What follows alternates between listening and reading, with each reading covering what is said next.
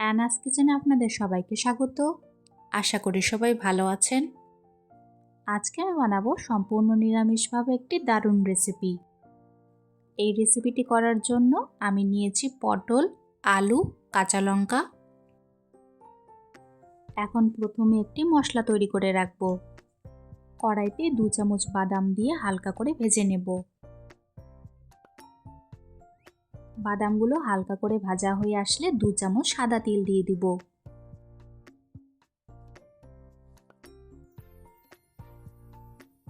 তিল দিয়ে হালকা করে ভেজে নিয়ে গ্যাসের ফ্লেম বন্ধ করে ঠান্ডা করে নেব।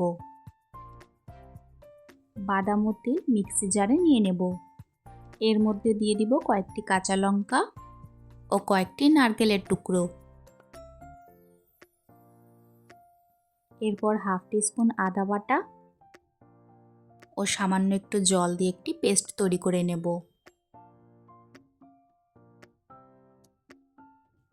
পেস্ট তৈরি হয়ে গেছে। এখন কড়াইতে পরিমাণ মতো তেল দিয়ে গরম করে নেব।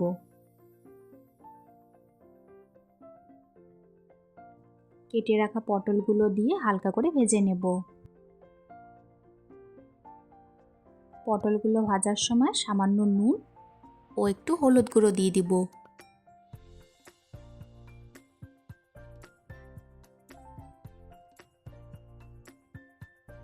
হালকা করে ভেজে নিয়েছি।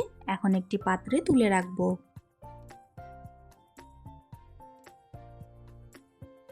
ওই তেলে কালো জিরে ফোড়ন দেব। এরপর কেটে রাখা আলুগুলো ছেড়ে দিয়ে হালকা করে ভেজে নেব।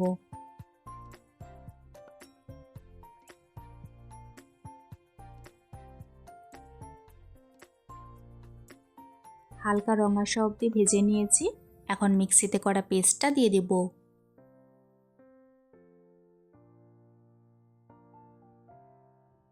এখন লো ফ্লেমে কষিয়ে নেব।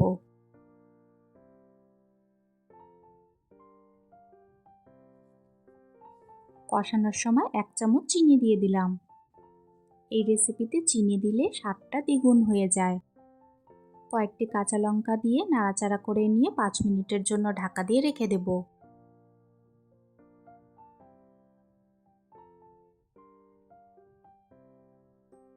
5 মিনিট পর মশলা ভালো করে কষিয়ে নিয়েছি।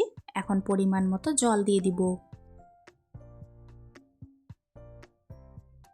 আজকের রেসিপিটা যদি আপনাদের ভালো লাগে, আমার চ্যানেলটিকে লাইক, শেয়ার, সাবস্ক্রাইব করে আমার পাশে থাকবেন।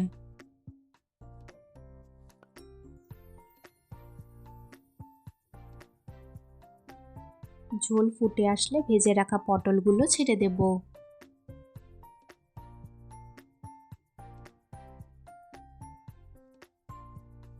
পটল দিয়ে সবকিছু ভালো করে মিশিয়ে নেব।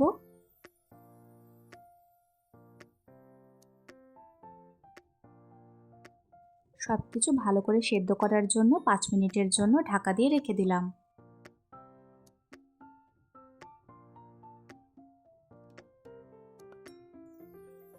আলু ও পটল সম্পূর্ণ সেদ্ধ হয়ে এসেছে।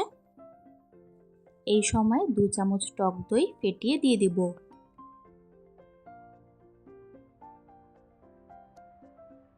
টক দই দিয়ে আবারও ভালো করে মিশিয়ে নেব।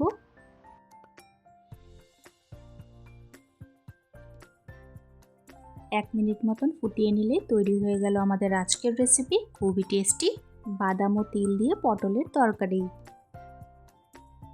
রেসিপিটি কেমন লাগলো অবশ্যই কমেন্টসে জানিও।